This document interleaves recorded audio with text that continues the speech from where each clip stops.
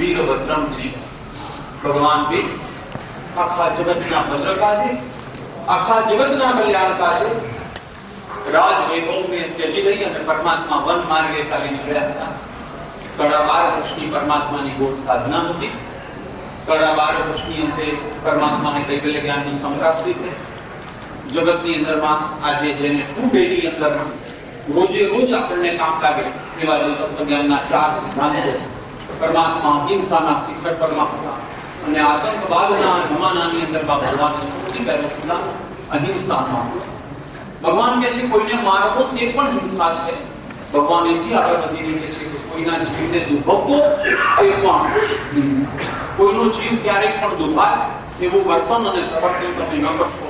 હજી તો ચોમાસાના 15 દિવસ પણ માત્ર નોંધા થયા અને ભગવાન વિહાર કરી રહ્યા છે।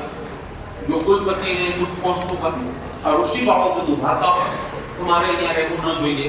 ચંદ્રકોશિયાના પ્રસંગની અંદરમાં કહ્યું કે ભગવાન ક્ષમાના શિખરની અંદરમાં હતા। ગંડકી નદીના કિનારા ઉપર ભગવાનને સજા આપીને ઉભા રાખી દેવામાં આવે અને ત્યારે પેલો ચિત્ત નામનો સેનાપતિ પેલાને પકડાવે છે ત્યારે ભગવાન ના પાડે છે કે એને પકડાવીશ નહીં, માંગ એનું નથી। કારણ કે કંચન માણસે ક્યારેય પણ કોઈની ચીજનો ઉપયોગ કરતા પહેલા એની રજા લેવી। પરમાત્મા અપરિવર્તના શિખર ઉપરમાં હતા। જે દિવસે ક્ષત્રિયની અંદરમાં જ્ઞાન વિદ્યાર્થી પ્રવૃત્તિ લેવા માટે ભગવાન નીકળ્યા 1 વર્ષ સુધી પરમાત્માએ વર્ષી રહ્યા। છેલ્લે સોનાનો ઉછાળતા યાદ ઉદ્યાનની અંદરમાં પરમાત્મા પહોંચ્યા। રાજકૂટની અંદરમાંથી નીકળ્યા।